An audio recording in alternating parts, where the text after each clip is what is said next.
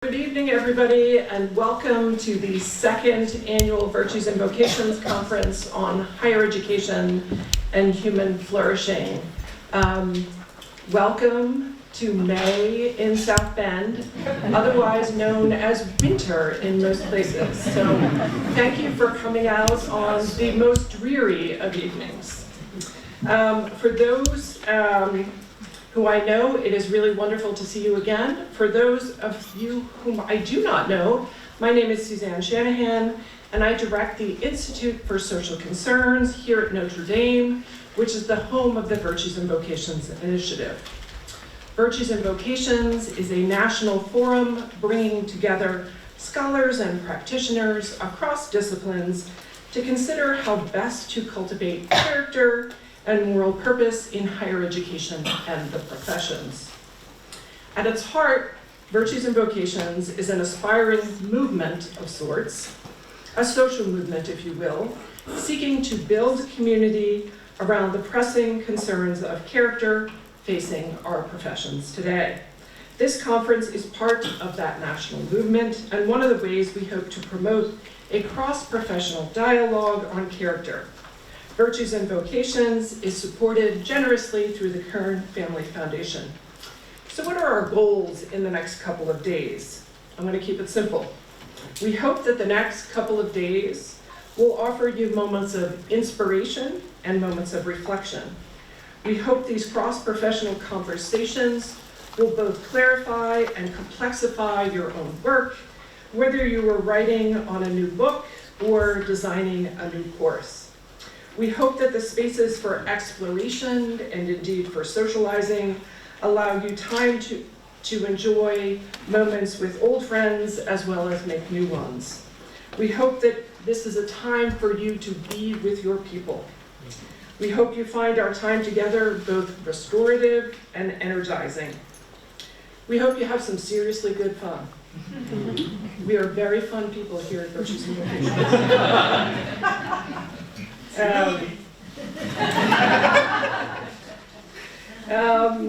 We hope that this is an opportunity for you to remember the joy and the privilege to do this kind of work every day. In some ways, we are hoping that this is an antidote to what has been, for higher education, a grim moment, a grim several months indeed, but we're hoping to put a new spin on that, if you will. Please do know we are simply thrilled to have you here with us. You are a very most extraordinary group of character scholars and practitioners, and on behalf of my colleagues at the Institute for Social Concerns and Virtues and Vocations, welcome. Before I introduce tonight's keynote speaker, a brief word of thanks and a bit of a note about beauty. The core Virtues and Vocations team is very small, but they are a mighty crew. Judy Benchar, Aaron Miller, and Sam Dean are the most extraordinary trio. As you will see throughout the next 2 days, they have attended to every imaginable and indeed unimaginable detail. They have put together a set of logistics and a program that we hope expresses a form of radical hospitality for you all. Aaron, Judy, and Sam will be joined over the next couple of days by several other fabulous folks from the center. We now call ourselves an institute. I've given myself a year of grace, so no penalty yet. Institute for Social Concerns. Todd Boroff, David Kramer, Molly Emmons, Geneva Hutchinson, Paula Mulher, and Javi Zuberzareta. We are also joined by former Virtues and Vocations postdoc, now assistant professor at Ohio State, Wes Cisco. Way to go, Wes. Woo! I also want to make a special welcome to Megan Levis, who's sitting out in the back. Megan is part of the core team with Virtues and Vocations and has done extraordinary work integrating character into the engineering curriculum here at Notre Dame. Such caring, committed colleagues are a rare treasure. I am grateful to all of them every single day. A note about beauty. So people often say, oh, the flowers are nice. You must like flowers. I do. I like flowers. Oh, the program is pretty. You must like art. Yes, I like art. But really, the beautiful flowers, the use of art, are part of the pedagogy of the next couple of days. They're part of an experience we're hoping to cultivate for each of you. The cultivation of character can be hard, it can be challenging, but for us at the Institute for Social Concerns, we often say that a just world is a beautiful world. And so the pursuit of justice, like the pursuit of character, and the pursuit of beauty are integral to what we do every day. Earlier today, our own Cameron Kim, or really Duke's Cameron Kim, we like to claim him now and again, said that we should rename the initiative Vibes, Virtues, and Vocations. The vibe to us is very important over the next 2 days. If folks will note, in my welcome letter, I talked a lot about Russian literature. I've been on a bender of late, consuming way too much dark literature. But one of my favorite quotes from Dostoevsky is that beauty will save the world. And while it may be an ambitious thought for us each here today, maybe character will save the world as well. So with that, I am absolutely thrilled to introduce Katy Milkman. Katy is the James G. Dinan Professor at the Wharton School of the University of Pennsylvania and holds secondary appointments at Penn's Perelman School of Medicine and the School of Arts and Sciences. That's quite an eclectic mix. Her research explores ways that insights from economics and psychology can be harnessed to change consequential behaviors for good, such as savings, exercise, student achievement, vaccination, and discrimination. To that end, she co-founded and co-directs Behavior Change for Good initiative at the University of Pennsylvania. Katy is the author of the best-selling book, How to Change, the Science of Getting from Where You Are to Where You Want to Be. She is also host of Charles Schwab's popular behavioral economics podcast, Choiceology. Katy earned her undergraduate degree from Princeton University, summa cum laude, nonetheless, where she studied operations research and American studies, and her PhD from Harvard University, where she studied computer science and business. Welcome, Katy.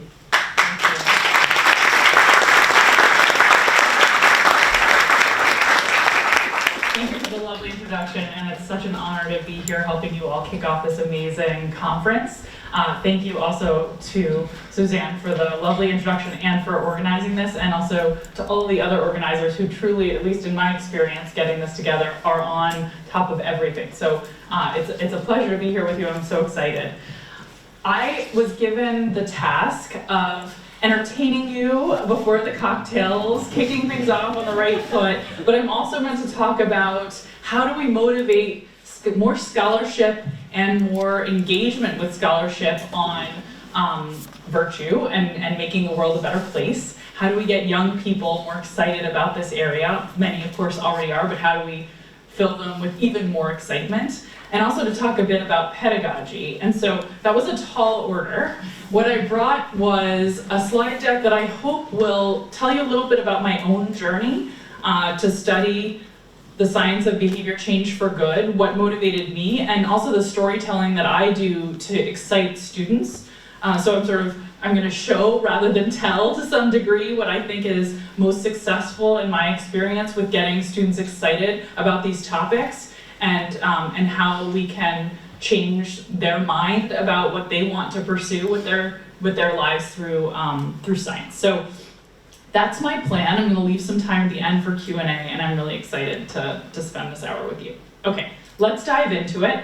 I'm going to start with where my journey began, which was actually wandering over the medical school at the University of Pennsylvania as an assistant professor and learning the following fact, which blew my mind. I learned that 40%, and I actually believe recent estimates suggested maybe even higher in 2025, but as of 2007, when this original estimate was produced, 40% of premature deaths in the United States were due to behaviors that we could change, not to environmental pollutants or exposures, not to genetics, but rather choices we make on a daily basis about whether or not we eat healthy foods, whether we buckle our seatbelts, whether or not we smoke, whether we drink, whether we get vaccines. These kinds of decisions add up far more than I had appreciated. And actually that was a catalyzing moment for my career because I was studying at that point decision making. How do people make choices? To better understand what it was that shaped errors.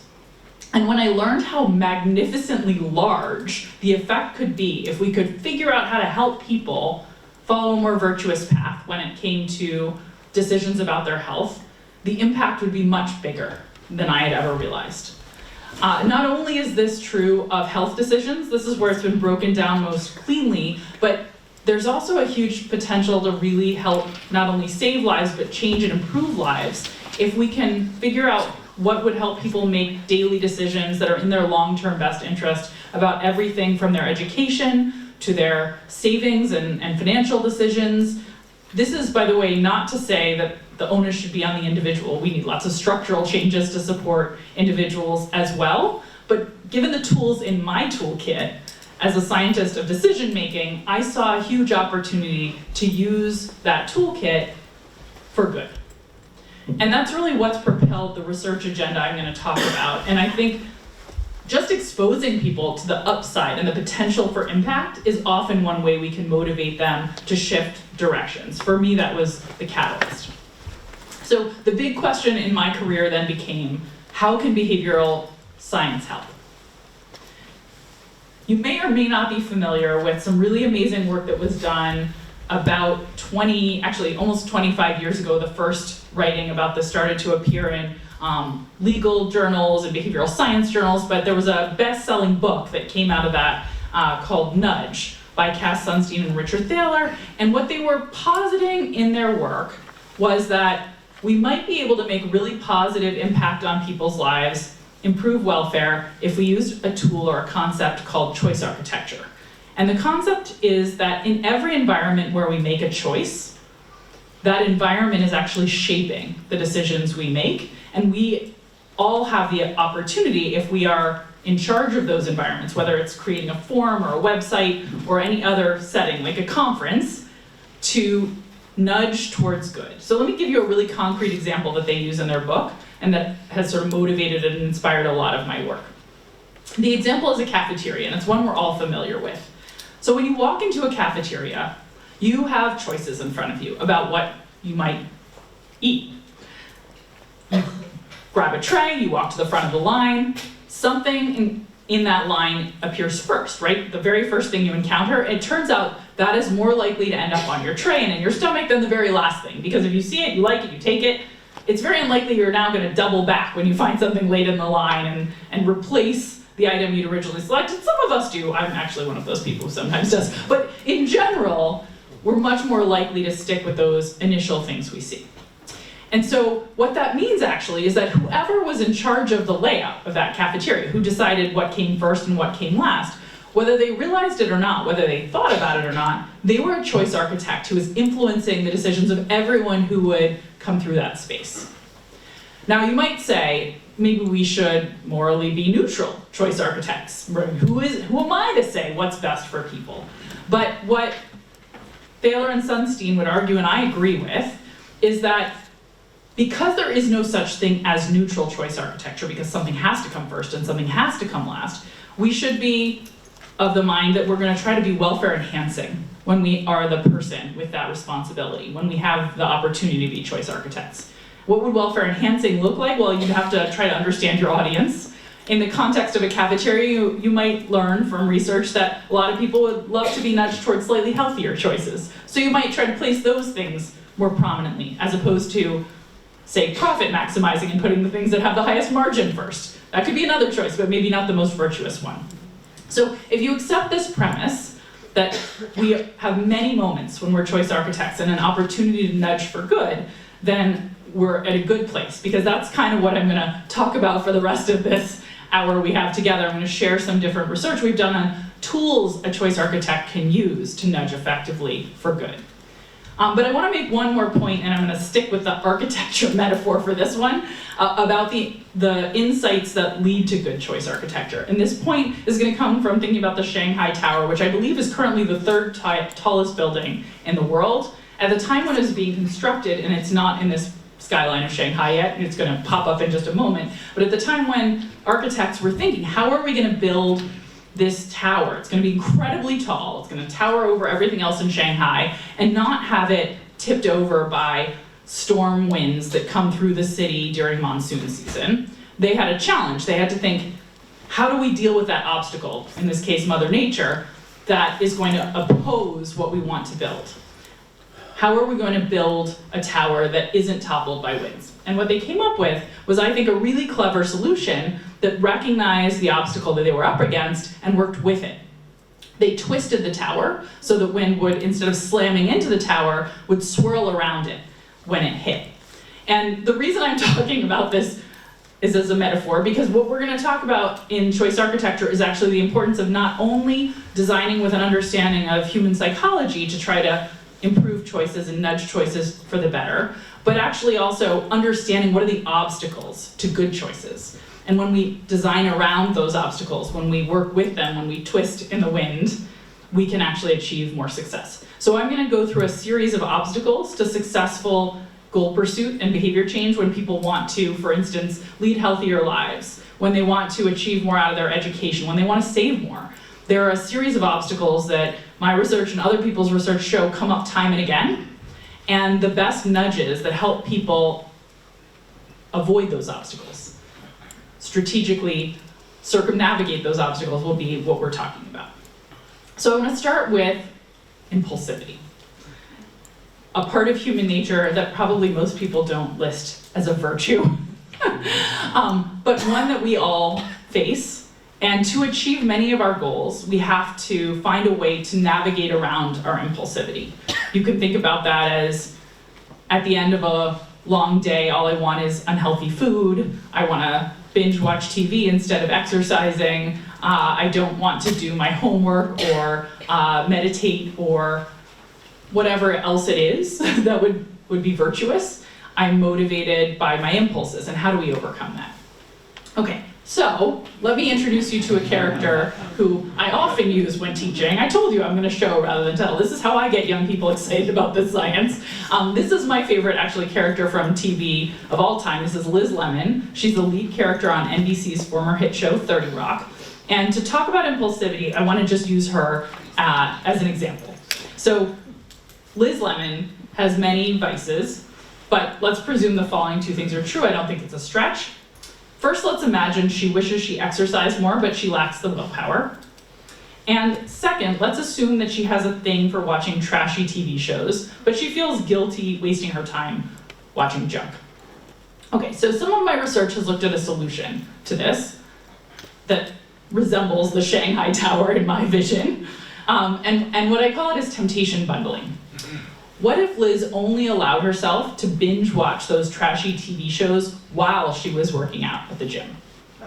Suddenly, at the end of a long day, instead of wanting to just sit on her couch and watch TV, she's going to crave trips to the gym to find out what happens next to her favorite characters. She is not going to find it painful to work out to the same degree either, because she'll be entertained while she's exercising. And finally, when there's something more productive she could be doing at home than binge watching TV, she won't, because she's already gotten in her fix. Okay, so that's the idea behind temptation bundling, but it can solve lots of other problems for us as well, where there's a chore that we want to pursue, something that's virtuous, something good for us, but it's not instantly gratifying.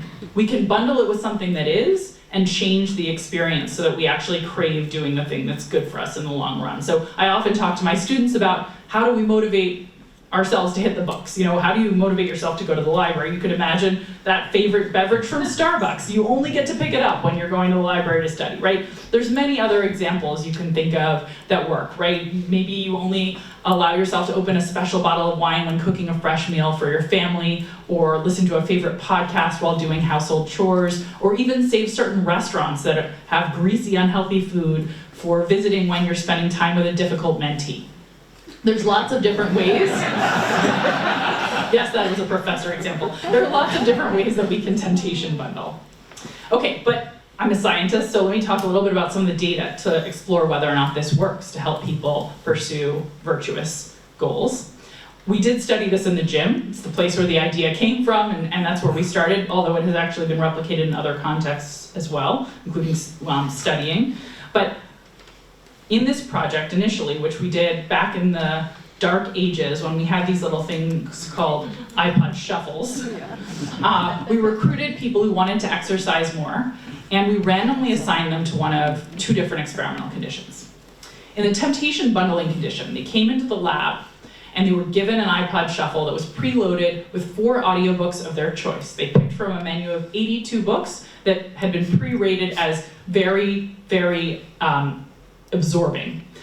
These were books like The Hunger Games, The Da Vinci Code, books that once you get engaged with, they're pretty engrossing. And we told them, go listen to 30 minutes of this book while you're at the gym. In fact, we walked them to the gym, got them started on their workout, had them listen to one of the books. They listened to 30 minutes, and we asked them, we hope you had a great workout. We just want to let you know if you want to hear what happens next. This iPod shuffle we've loaned you will be locked in a monitored locker at the gym for the next semester, and you can only access it when you're here exercising. We had a control group as well. They also wanted to exercise. They actually all owned iPods of some sort, so they could listen to audiobooks on their own should they choose to. We didn't give them the idea to restrict these tempting treats to the gym only, but we did give them a gift certificate to Barnes & Noble, so they'd get a gift from us of equal value, and if they'd had the insight, they could have purchased audiobooks. We also walked them to the gym, had them do a 30-minute workout, asked how it went, and encouraged them to keep exercising all semester. So both groups get a lot of encouragement and a similar experience, but one has a temptation waiting for them at the gym, and the other does not. So what happens? Well, the group that had that temptation exercised about 50% more initially. They went to the gym roughly one more time every other week, which, by the way, is a big effect for getting people to the gym. It's really hard to do. So we were really excited about that, and that effect lasted about 7 weeks in this particular study. This also illustrates a challenge with virtues and virtuous behavior. The 8th week of the semester was Thanksgiving. The gym closed for 4 days. Students went home, presumably ate a lot of turkey with their families, probably forgot what was going on in their audio book at this point, and when they came back, the effect was completely wiped out. Now, we've done other studies that didn't have this kind of disruptive moment and seen that temptation bundling can help people for months on end, but I like this study a lot because it also illustrates how challenging it is to maintain a virtuous cycle, and that we actually not only have to plan to begin virtuous cycles, but we have to have plans for the moments when they get disrupted in order to re-engage. So hold that thought, because I'll bring that up again later, but I wanted to share that nugget. One other approach that I've studied that looks a bit like temptation bundling, using joy and fun to promote virtuous behavior. I'm going to go back to Liz Lemon, but here I want to introduce you to her friend Jenna. And the idea in this research project was, can we make it more fun? Can we temptation bundle socially? Sometimes when we have a goal we want to pursue, by pursuing it in tandem with a friend, we might be able to make it more enjoyable, and we're held accountable in a way that will ensure that we achieve more. At least that was the theory behind this. So we tried something that economists would say was absolutely insane. Part 1, the economists will like. We had people sign up for a program to help them exercise more. They signed up with a friend. So the part 1 the economists would like is we randomly assigned some of them to be paid every time they went to the gym. They get $1 whenever they come. Here's the crazy part. The other group was randomly assigned to be paid $1 every time they came to the gym, but only if their friend showed up too. Now, why is that crazy? Because we're making it harder to earn the reward for the thing we want you to do. We're making you jump through an extra hoop of coordinating with someone else. This should definitely work worse than just paying you directly for the behavior we want to see. But if people value that social interaction, if they care about the friend who they might be letting down if they don't engage in this virtuous behavior together, then it might work better. And that's what we found. Paying people indirectly, only if they came to the gym with a friend, led to 35% more workouts, which highlights another way we can temptation bundle. The two things that proved important to making this formula work were, one, people enjoyed it more when they worked out with a friend, and two, they felt accountable to this other person and didn't want to let them down. And so these are two ways that go kind of hand in hand that we can use to promote change when the barrier is impulsivity. We can actually lean into it and say, let's use impulsivity to our advantage. Let's make it more joyful, more fun, either by only allowing ourselves to enjoy a temptation while we are pursuing our goal. And again, this doesn't have to be exercise. That's just the two examples I've shared. And you can also make it social, because that's another form of attempting reward. And it layers on accountability too. Okay, let's go to obstacle 2. Another obstacle that can hold us back from achieving our goals is just getting started. There's so many things, I don't know about you, but at least for me, on my to-do list that I haven't quite gotten around to starting. Someday I will, but when that someday will come, that's the big question mark. So figuring out how do we actually launch on our virtuous ambitions, I think is a really important question. And it's actually a question I was asked about a decade ago when, of all places, I was out visiting Google in Mountain View. I was talking to a bunch of their senior HR leaders, they call them people analysts, and they were talking about how do they get their employees to engage more with their free educational programming? How do they get their employees to take up wellness benefits? Why aren't people saving more for retirement? How can they nudge change? And I'd shared some solutions from the research we've been doing, but I got a great question, which was, is there an ideal moment to motivate change? Are there times when people are more open to making a life change for good, right? A positive change than others? When do we feel most motivated, in other words, to pursue our aspirations and to begin right now? And I thought that was such an important question, and one I actually had not seen addressed in research. So it got me thinking, and the first thing I thought, which you might be having this light bulb above your head too, the first sort of obvious answer is, well, we know there's something going on with New Year's, because about 40% of Americans, and this is true around the globe as well, but in the US, it's 40% of people are making resolutions, thinking about how they can live a more virtuous life. What are the things they want to change about themselves for the better in the year ahead? And what is it about New Year's? And is there something from that that could give us more insight about when it is that we can launch people on these change journeys for good? So I started with my then PhD student, Heng Chen Dai, learning about this literature on autobiographical memory. And it turns out the way that we think about our lives is actually not linear. We think about our lives like we're characters in a book. And characters in a book present their stories to us in chapters. And there are chapter breaks around small and large, right? Maybe it's a sub-chapter break, but around different moments. Maybe it's the years working at University X, or it's the years when I was in college, or the years when I was living in Boston. Whatever it is, maybe it's the years before parenthood and after parenthood that we impose those chapter breaks on. But there's also smaller chapter breaks, and at all those chapter breaks, we feel like we are launching on a new beginning.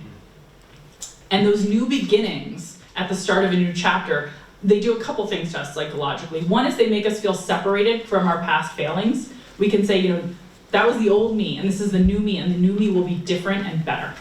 So we get this sense of optimism. But they also cause us to step back and reflect and think big picture about our goals. And so what are those chapter breaks, and sort of how can we study them? Well, lots of them will be coming to mind for you, but we got interested in moments that truly are meaningless, but still have this chapter break flavor, like New Year's. And we started looking at things like the start of a new week, a new month, a holiday, a birthday. By the way, there is research showing when you move to a new community or a new school, or you get a new job, those kinds of big life shifts, they can also help promote change. But part of that is there's literally a physical new space. So we thought it would be interesting if this is true even at moments that have no change in our lives. They're purely an artifact of the way a calendar is constructed. And what we did is we gathered a lot of different data sets to look at whether or not these moments actually launched us on more virtuous cycles of behavior. this I think will be the last time I talk about the gym. This is not a talk about the gym, and then we'll get on to other virtuous behaviors, but we actually literally had gym data from our previous research sitting on a hard drive, so I grabbed it. We looked at data on 2,000 undergrads at the University of Pennsylvania and just tracked when do the very same students show up more at the gym. So within person, when are they more likely to go? And we found massive differences. Earlier in the week, they're much more likely to go. Earlier in the month, earlier in the year, earlier in the semester, following school breaks, and following birthdays, with the notable exception of 21st birthdays. You can go ahead and speculate as to what not virtuous behavior might be substituting for a virtuous one then. And these are really big effects. If you compare them to something we might have an intuition about, like the gym extending its operating hours, it's much bigger than an extra hour when you could sneak into the gym because they've decided to expand their operating hours by an hour, right? These are really large changes in behavior. We see the same thing when we look for patterns and when people search for, for better or worse, probably mostly for worse, the most popular New Year's resolution term, which is diet. People search more for that term on Google at the start of a new week, month, year, following holidays, and particularly holidays that we associate with fresh starts. So think less Valentine's Day and more Memorial Day, Labor Day, sort of new beginning type holidays. We also were able to get data from a website that helps people set goals about everything from their health to their finances to the environment to their education, and looked at all different kinds of goal contracts that got created. And when we looked at when people created new goals, we saw the same pattern. They create new goals spontaneously more at the start of a new week, month, year, following holidays, following birthdays, and particularly holidays that we all associate with fresh starts. Okay, but what I was really interested in, because I'm interested in changing behavior for good, was also, could we use this insight to propel people forward on journeys to make virtuous change? And so we actually ran a series of experiments to see, could we nudge people more effectively at those moments if we brought those moments to their attention. The one I'll share with you today is one that focused on savings decisions, and we partnered actually with 4 universities to contact employees, staff, and faculty who were not yet saving adequately for retirement. Most of them weren't saving at all, but a few of them weren't saving at a high enough rate to earn the match that their employer would offer. And we just sent them simple mailings with a rip-off postcard where they could check a box and sign their name, and we'd take care of the rest if they mailed it back pre-stamped. We already actually know that those kinds of mailings are very effective for helping people who aren't enrolled start saving. But we added a little extra special sauce. So we said, stop waiting, start saving, now's the time to begin. Of course, we wanted them to start right now if they were up for it, but we know people procrastinate. So we also offered a delayed option if they weren't ready to say yes to now, and the delayed option corresponded to a fresh start date. So we invited some people to start saving after their next birthday, which is what's pictured here. Some we also tried after New Year's, some we invited to start after the start of spring, all different fresh start dates that we thought would resonate and might feel like an opportune moment to say, yeah, that is when I want to begin this new, more virtuous path. Others in our control condition got an identical offer.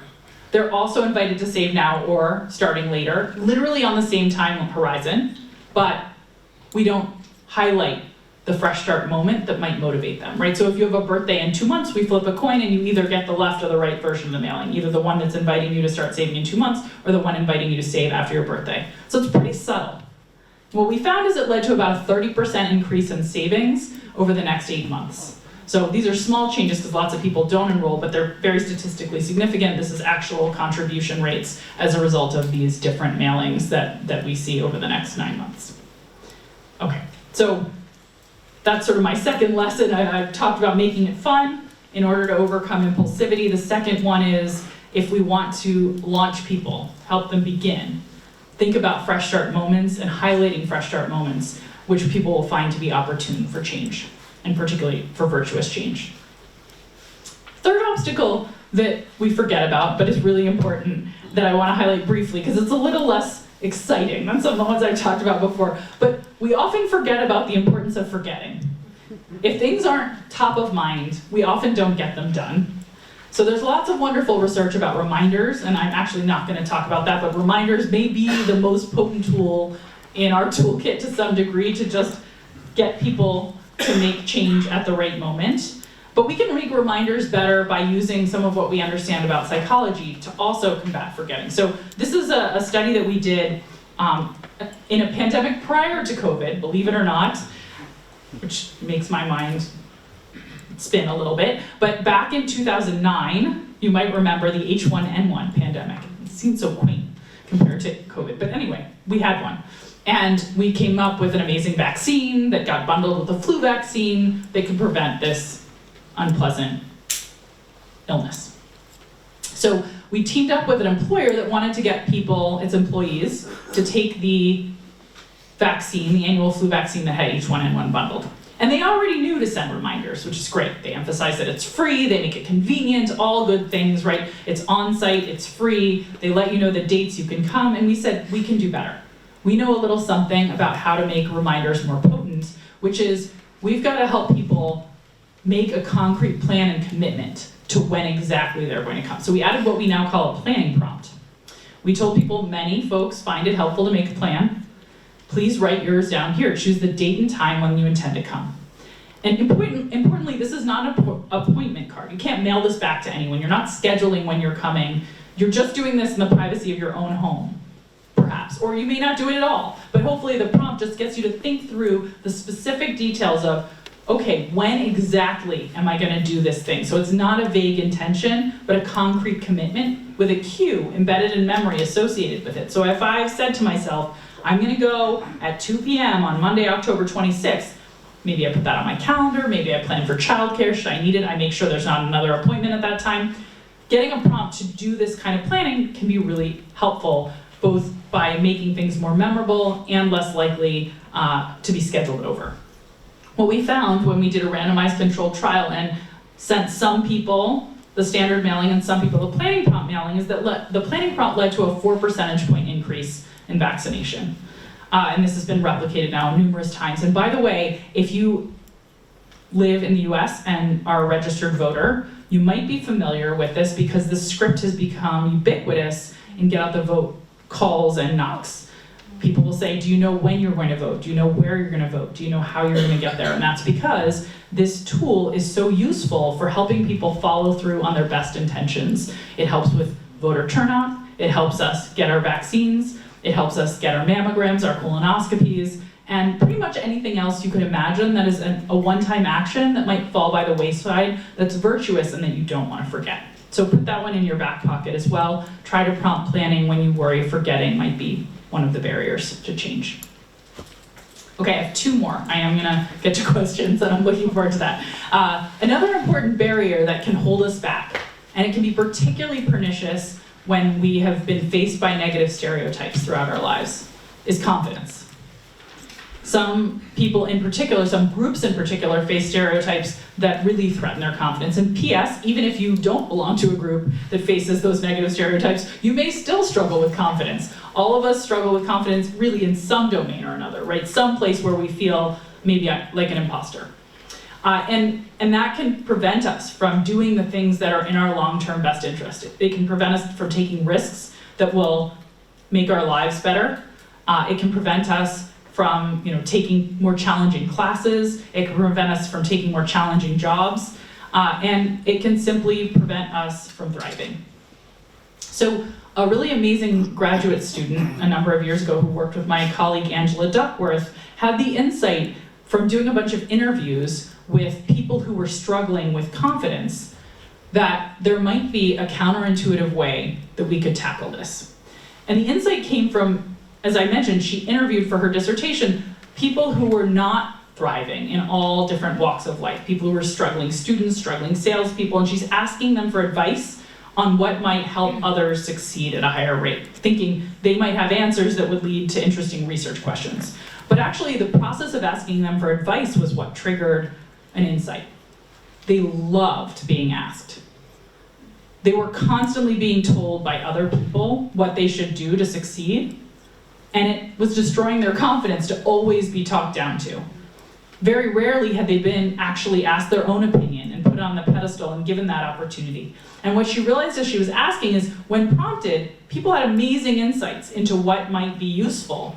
They just maybe hadn't been asked to offer those insights, and also without coaching someone else or having something on the line, maybe they didn't feel accountable for doing the things they knew would work. She wondered, what if we actually sort of flip the script on the way we normally think about advice? We normally think, let me give advice to someone struggling. But she thought, what if instead we ask people who are struggling to coach and mentor and give advice to others who are a little further behind them, maybe younger, on a path a little behind?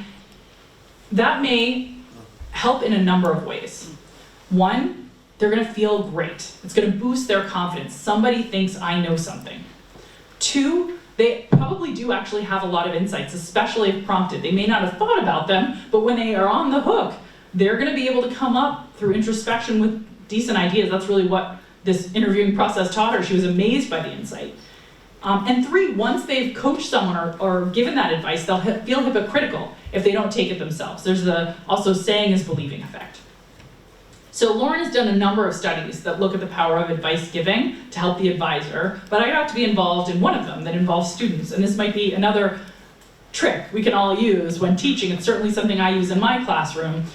So think about this as another pedagogical tool besides the show and tell. But we asked the question, if people were given the opportunity to give advice to other students about how to succeed in school, would that help them?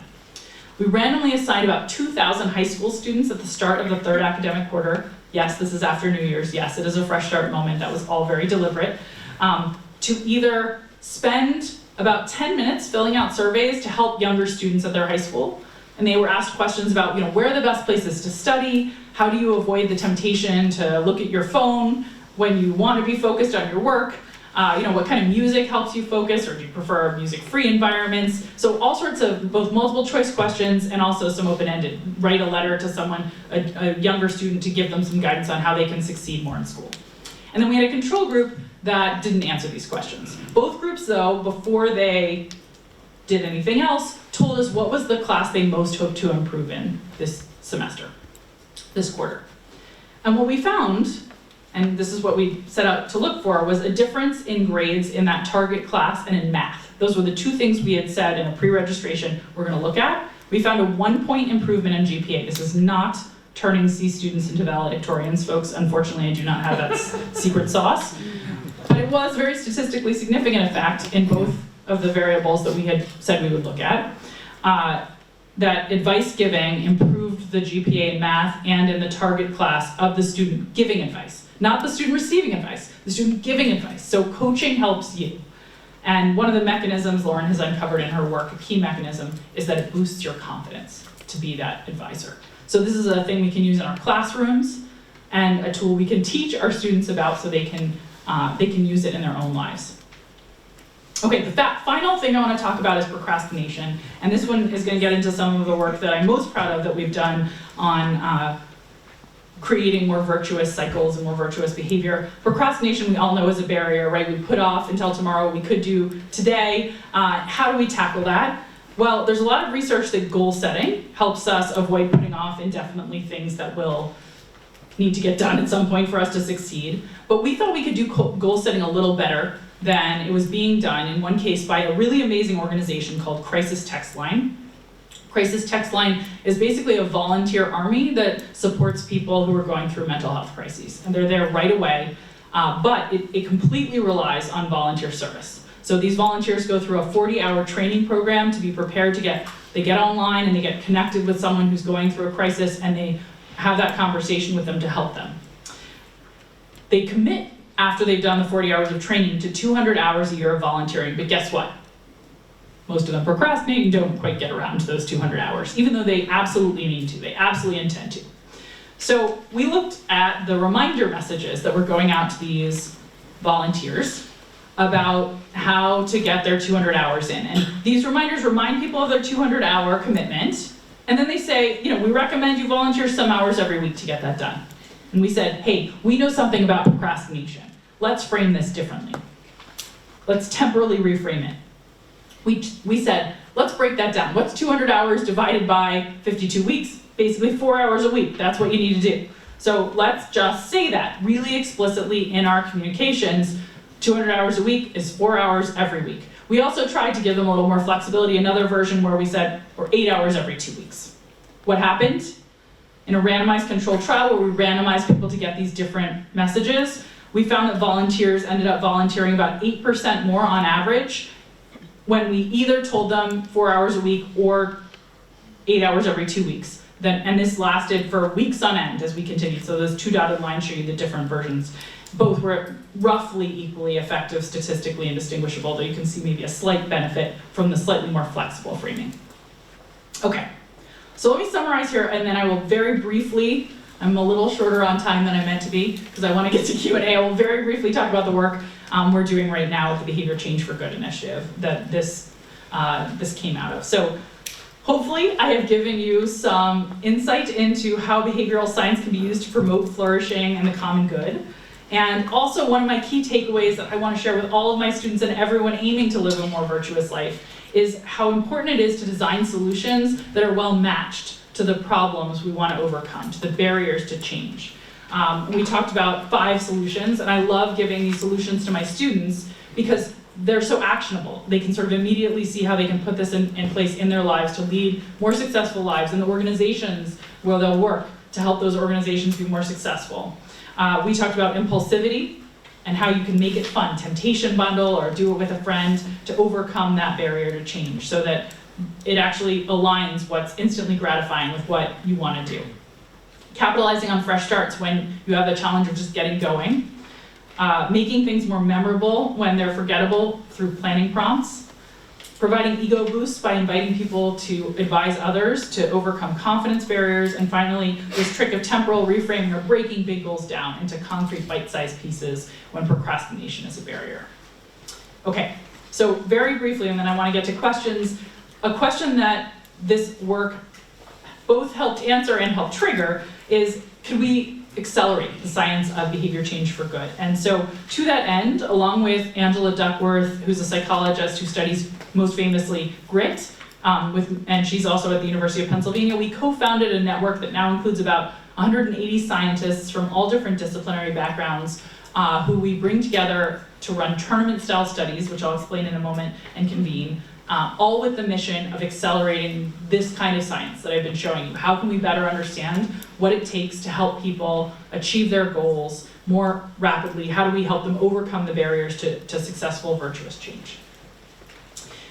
A particular technique that we have been pioneering for doing this is something called the mega study. So almost everything I just showed you relied on a simple experiment, an A/B test, if you will, right? We compare one tool or control to another tool for changing behavior. We randomly assign you to, have 200 hours a week, 200 hours a year is your goal, a little every week, or 200 hours a year and bite-sized goals of 4 hours every week. So that's an A/B test. And in a mega study, what we do is we accelerate science by running dozens of those in parallel. So we go to our team of scientists, ask for their best ideas on, say, how to get people to exercise more. Everybody submits their best ideas, and then we run dozens of A/B tests all at one gym, all at once. The same outcome variable measured over the same time horizon, and we can make apples-to-apples comparisons about what works best. We can also figure out what works best for whom, and now we've run dozens of studies instead of just one at a time to speed up the science. So we've done mega studies to date to try to accelerate the science of behavior change for good with gyms, to encourage vaccination. We've worked with organizations, like Walmart and CVS pharmacies. We worked with Zern Math, which is one of the largest providers of math education in K through 12 schools. We've worked with a large US bank to try to accelerate savings. And this summer, we're launching a program with a consortium of 33 US colleges and universities that will reach 100,000 students. And these are schools with high dropout rates, and it's an orientation that's designed to try to reduce dropout and improve student grades. So we'll be able to test that. I wanted to briefly show you what these kind of things look like. So I brought one mega study just to show you kind of what happens at the end. Lots of scientists threw different messages into a hat, and we texted Walmart pharmacy patients to encourage them to get a vaccine.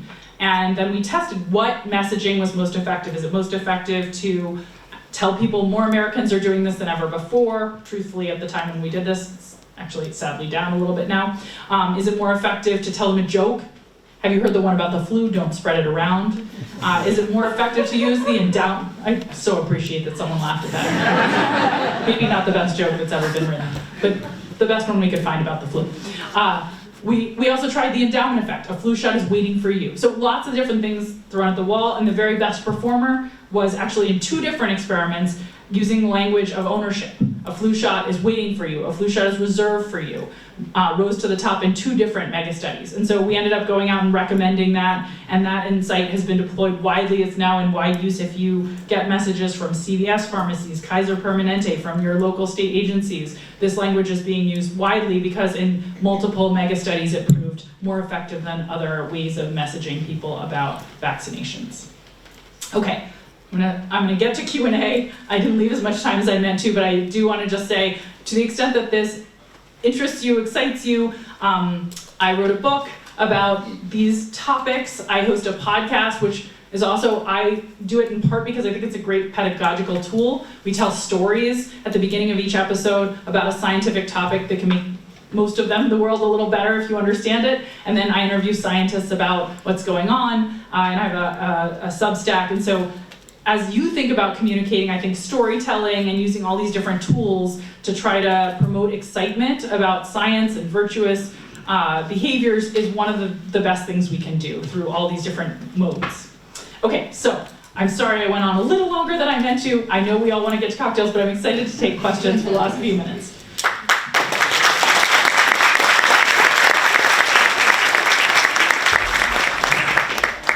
Please say your name and where you're from. Hi, my name is Rich Eva. I'm at Duke University. This was great. Really loved the talk. I'm definitely going to do some temptation bundling when I get home. So I'm a philosopher, and I have a bit of a thought experiment for you. I just want to hear what you think. So imagine we get so good at choice architecture.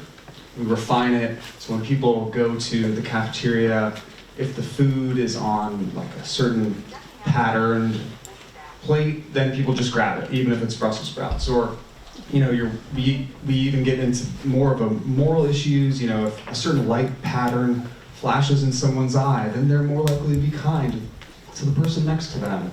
And so you really hack the human system to make them do good. Would we have made people better people, or would we have just made people do better actions? Is that a relevant distinction? Yeah, it's a great question. I thought you were going to go in another direction. I was going to say, I don't think we're manipulating people because they have freedom to choose. So I just want to say that too. And I also think that the thought experiment you proposed is impossible because most of these effects are not that huge. They're, 10% is kind of the change in behavior we tend to see. But I guess I would say, I think the answer from the data I have would be yes. Because one of the things that's sort of amazing is when people achieve these goals at a higher rate, how much happier it seems to make them. And so I would say if we could get people to willingly, right, because again, these are not ever forced choices. So I don't think the world exists where we're forcing their hand, but we're making it easier, really, and guiding them to positive choices that they themselves value. The research suggests that does improve happiness, so I think it would be really helping people be better. That's my perspective, but I'm not a philosopher, and I'm sure some of you disagree with my answer. And hopefully that will spur conversation over cocktails. Hi, I grabbed the mic, so I'm sorry someone raised their hand. This is kind of, I'm thinking about, I had not the same question, but a question related to Rich's question. My name is Mark Minaldum. I'm from East Texas State University, where at least one person here knows where that is. So in the question of virtue, I'm wondering, what is virtuous? Is it the actions or behaviors that are being produced? Is it the technique that is being instantiated? Or is it ultimately the scientist who has decided in which direction they want the behavior to end? Because I could conceive of a situation, me as a scientist, where I use a technique which probably you would not find virtuous, but to get the behavior that I want anyway. So in both cases, let's say we get the behavior that we wanted, right? Which leads to what we presume is a good social outcome. But in its execution, it was not virtuous at all. Are we still talking about the same thing, or are we talking about two different models and two different states of mind from the scientist's perspective? Yeah, it's a great question. The science I do very intentionally preserves choice. There are lots of other things one could choose to study to change behavior. Mandates, taxation, we know those things work, right? We can outlaw something, but those don't preserve freedom to choose. I'm not saying there isn't a place for that, there is. It's not what I study. And so in preserving freedom to choose, but then trying to design systems that are going to have to exist anyway, right? There's going to have to be some way to communicate with the volunteers at, crisis text line, and there's going to be some way to let people know that there's a flu shot coming up, the free flu shot clinic. Then I do think it is a virtuous science to figure out how do we do that more effectively, especially when these goals are aligned with societal good. And that's the mission of the organization I run. On the other hand, I also hope that the work is not just virtuous because we're trying to use means that I find ethical to improve lives. It's also hopefully virtuous in that it offers techniques that people can use themselves to lead more virtuous lives. So a lot of these insights, I hope each of you and each of your students, if you offer them, will make it easier for them to achieve their goals, which are themselves goals to become better people, to achieve more virtuous ends. So there's sort of a bunch of levels at which I hope there's virtue in the work, from the scientists and their objectives to the tools produced and the people they can help and the virtues that they can achieve. Hi, Charity Fort. I'm at Michigan State University, and I'm a law professor, so that's context for what I'm about to ask. I love Nudge. I loved your talk. I'm just curious, how do you approach the idea that your research could be abused, that what you're doing could be misused by someone else? How do you think about how to couch the virtues you really care about into it, or to help shape how it's used? Yeah, it's a great question. Again, this is sort of part of why I try to use these nudges that are freedom preserving. And if you read the book Nudge, Cass Lindstein, who's a law professor, there's a whole chapter on the ethics and the slippery slope and sort of what. So I do buy into that idea that by leaving it choice preserving, it's harder for this to be used for ill. That doesn't mean it can't be, right? In fact, there's research reserved for you, which was sort of the thing that came out of this mega study we ran, is this really useful persuasion technique to help people get vaccinated. It turns out you can get people to sign up for your conference at a higher rate if you email them about the conference and say, we've got a seat reserved for you. Not that that's an equal thing to do, but maybe your conference is a for-profit and you're gonna sell lots of tobacco products, whatever the purpose. And I can say, this XYZ product is reserved for you that isn't necessarily a virtuous product and it'll work as well. I can't prevent the world from using science, and I don't think I want to, right? I don't want to lock it in a vault and police which people get to use the insights and which people don't. But I guess I'd say a couple things, and this is a question we were talking about a little bit earlier before the talk. One, I follow the principle of the great Bob Cialdini, who's a thought leader on influence, of trying to always use examples when teaching these tools that emphasize how they can be used for good. So that the first example that will come to mind and the associations people will have will be with those positive use cases. And second, to talk explicitly about the ethics of having powerful tools for influence. And this is something I talk about with my MBA students at the Wharton School. What are the barriers and where would we feel comfortable and uncomfortable using these tools? A final thing I'll say is transparency. I think a really useful guiding principle when nudging is to try to be clear and transparent about the fact that you are trying to guide behavior in a given direction. And so, we try not to slip these things in a way that isn't transparent. It's very clear that we're trying to get you to volunteer more for crisis text line, right? That email isn't saying, we don't have any goals here. It's saying, we want you to volunteer more and try to do 4 hours every week. So I think when we're also transparent about the way we're using things, that helps a little bit with this issue.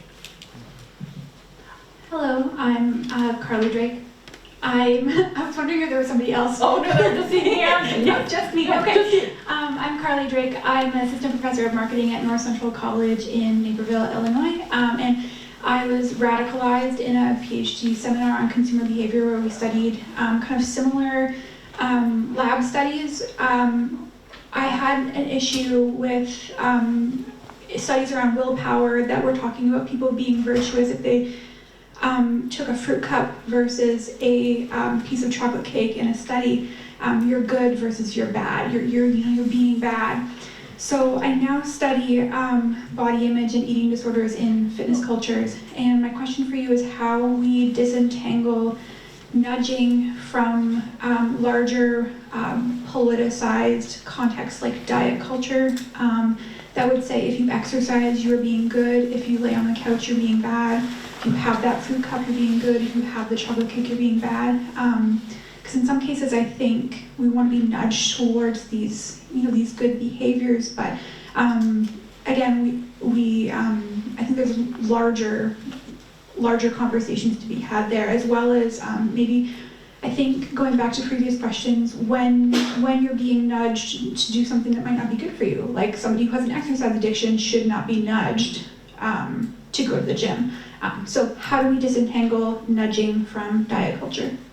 Yeah, it's a great question. I have so many thoughts on that. And by the way, the fact that, I think I mentioned this, the fact that diet is the most popular New Year's resolution in itself is a little unfortunate. Not a little unfortunate, it's very unfortunate. So you're right, in marketing, the language of virtue and vice is often applied to consumer choices in ways that probably shouldn't be. In fact, it definitely shouldn't be. I'm comfortable saying that. Most people have common goals around certain behaviors, and one challenge with nudging, and one that I've actually written about, is that some nudges are unidirectional. I have to decide what I think is best for you in order to nudge you in that direction. So examples would be, I didn't talk about this, but a social norms nudge. I tell you, actually I mentioned recently, people are exercising more than ever in the United States. I am now going to make it more likely you exercise because we tend to follow the herd. And that's a unidirectional nudge. I could also say people are exercising less than ever if I want to get you to exercise less. But I have to, as a choice architect, pick a direction. But then there's actually other nudges that are not unidirectional. They could help anyone. An example would be actually a planning prompt. If you have no interest in doing more of X, and I prompt you, plan when you're going to get your vaccine, you're like, I'm anti-vax. I'm not getting a vaccine, which I'm very pro-vax. But anyway, to each their own. Although not always, but anyway. I'll just walk this back a little bit. Let's do it without me eating. I prompt you to make a plan for what you're going to eat, say tomorrow, which has two things, right? I'm getting you to make a plan, and actually when I plan in advance, I tend to think more about my goals and make more virtuous choices. If you're someone who knows what's best for you is actually not to restrict eating and to focus more on a more nutritious, balanced diet, then getting you to plan and think in advance is going to nudge you in the direction towards creating that more balanced menu. If you're someone, though, whose goal is that I have a tendency to overdo it and I want to eat less and more healthy and lesser portions, that planning prompt's going to push you in that direction. So that kind of nudge, I like to talk about outcome versus process nudges. If I change the process, it doesn't require me to know what's the right outcome, but I'm going to help everyone achieve their goals. If I change the outcome, or if I'm focused on the outcome, then I do have to become somewhat judgmental and decide, what's virtuous and which direction to push you. I love process nudges. They're not always more powerful, but in situations where there's this ethical challenge, I think process nudges are the ones we should be advancing the most. That was a really long answer. I don't know how you feel about time, because I think we're over. We're going to take 2 more questions. Okay. And then Katy will be at the reception, so have some robust conversation. And it will be temptation bundling, because there will be cocktails, which are temptation, and great conversation, which is a virtue. It's like 2 temptations. Yeah, that too, yes. Double temptation. I've got the mic here. Hi, I'm Jennifer Rothschild. I'm from Wake Forest University. And I wanted to ask you about you mentioned the fit, right, between these. So you want to get people to vote, you give them the card that has them make a plan for that.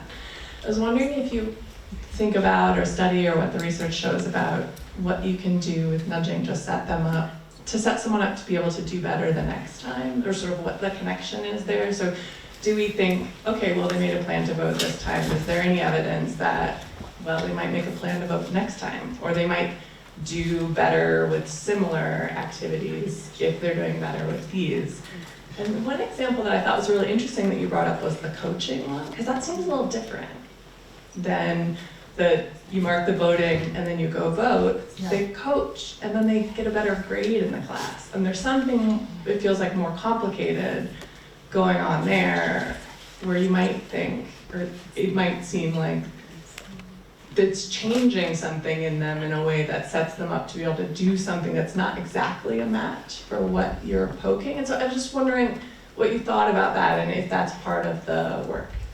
I love that question. You guys are asking such great questions that are bringing out all these subtleties. We've got to talk about process and outcome nudges, and your question brings me to another characterization of nudges that's been talked about in the literature, which is boosts versus nudges. They're both actually in my category. They're both nudges, but boosts are a name for the subclass of nudges that actually are educational in some degree, that might give you a tool that you can take with you and use again.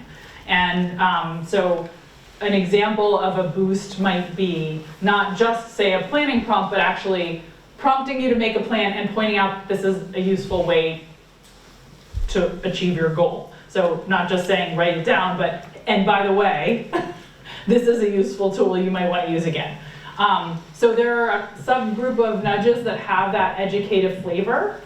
And the theory is that they should be more portable from one situation to another, as opposed to requiring a wise choice architect to insert themselves into your life constantly. I mean, at some level, doing the education, teaching students, writing books about these tools is meant to be a boost, so that they can then use the tools to structure their lives and their environments to achieve their goals.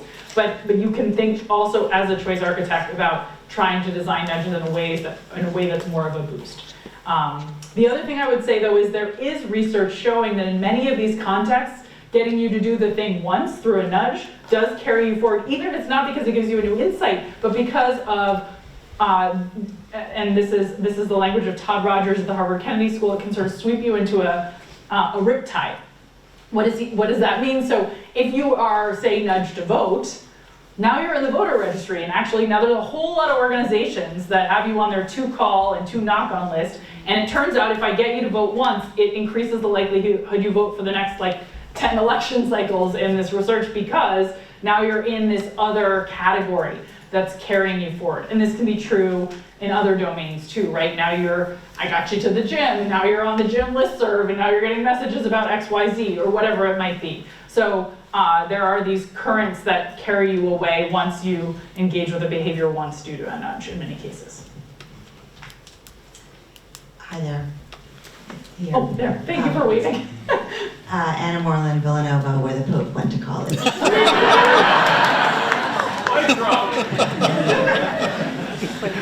I asked my driver from, I don't know if any of you did this today, but I was like, there's a guy who's driving me from O'Hare to Notre Dame who said he drove a lot of important people. And he said important and not important. I was like, yeah, I'm in the second category. But then I said, did you ever drive Pope Bob?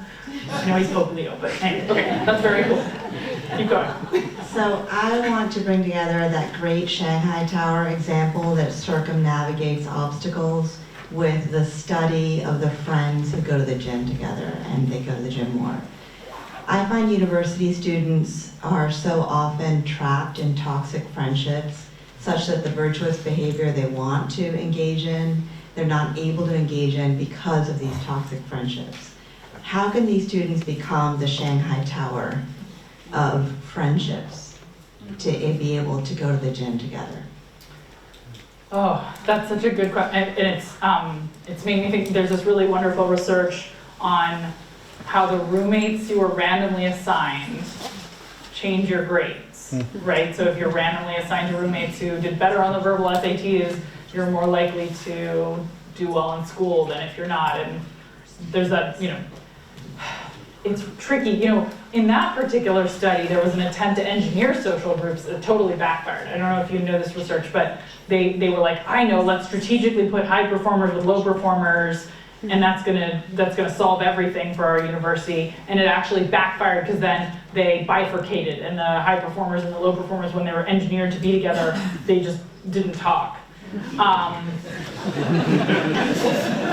know that's not your question, but I do think it's tricky to figure out how, we have all these theories and we know what the patterns are, and we know how social influence operates, but then sometimes when we try to engineer solutions, it doesn't work as hoped because the dynamics are complex. I think the answer, the best answer I can think of isn't a science-driven answer. It's an answer driven by, life experience and teaching and watching students and trying to help them. And I think it's make sure people have more options, give them more opportunities to interact and meet, and empower them to choose from those options the ones who will lead them in good directions. So the work on advice giving actually motivated some of my own life choices regarding, I have an advice club, and it involves a group of women who all have similar aspirations and who I really admire, and we have similar goals, and we've agreed that we'll reach out to one another for support and advice when there's a challenge we don't know how to navigate. And of course, there's all sorts of benefits, right? You get sort of like free consulting from smart people, but you also get social connection. And by the way, every time you mentor them, it boosts you. And I think to the extent we teach people about the power of creating those kinds of groups that support them and make sure they're introduced to more varied folks, that's probably the best thing we can do to build that scaffolding. I don't know how to end the toxic relationships, but if you have more choice about who to hang out with, and you start to understand the power of that choice, because you understand these peer dynamics and how much they influence you, hopefully people will choose advice clubs filled with those who inspire and propel them forward more and more. But I wish I had a better answer. That's the best I can give you.